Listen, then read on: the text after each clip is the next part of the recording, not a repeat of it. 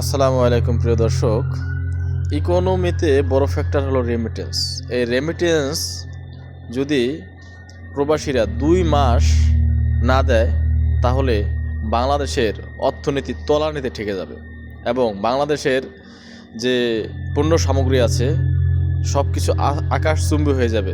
তাদের দাম, তেলের দাম মোটামুটি 500 টাকা হবে, চাউলের দাম হবে 700 টাকা কেজি, পার কেজি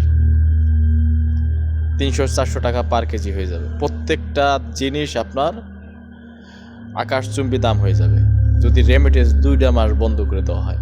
আর এই রেমিটেন্স যোদ্ধাদের দেখেন কোনো কদরই করা হয় না। আমাদের দেশে টিটিসি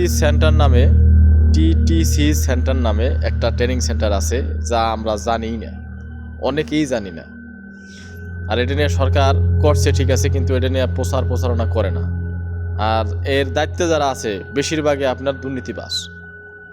তাদের কাছে ট্রেনিং দিতে গেলে তারা কিছুই বলে না, জাস্ট খালি ট্রেনিং কোনো রকম দেয়, সরকার বাধ্য করে, যার কারণে যাইতে হয়। দক্ষ কোনো শ্রমিক বানায় না।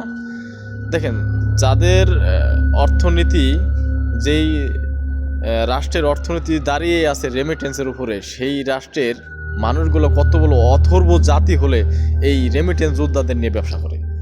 যেখানে লাগবে 10 টাকা, ধরেন 2 লাখ টাকা লাগবে এখানে যেতে, সেই জায়গায় তারা চার্জ করে 15 লক্ষ টাকা। তারা এজেন্সি সিস্টেমে এই মানুষগুলোকে নেয়। আর যদি পাসপোর্ট বা জন্ম নিবন্ধন ঠিক করতে যায় তাহলে তো কোনো কথাই নেই। মনে করেন যে আপনার লাইফ শেষ হয়ে যাবে, জীবন শেষ হয়ে যাবে, তারপরে এগুলো ঠিক হইব না। অনেক ভুক্তভোগী ভাই, দেশে অনেক ভুক্তভোগী হওয়ার পরে আমরা বিদেশে আসছি। একটা পাসপোর্ট থেকে শুরু করে, জন্ম নিবন্ধন থেকে শুরু করে, বহুত কষ্ট করে, অনেক টাকা পয়সা নষ্ট করে তারপরে আমরা এইগুলো ঠিক করে পরে আসছি। আমি নিজেই ভুক্তভোগী।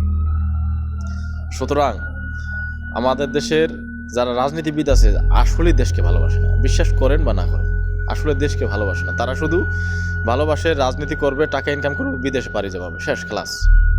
প্রকৃতপক্ষে আসলে ভালোবাসে না।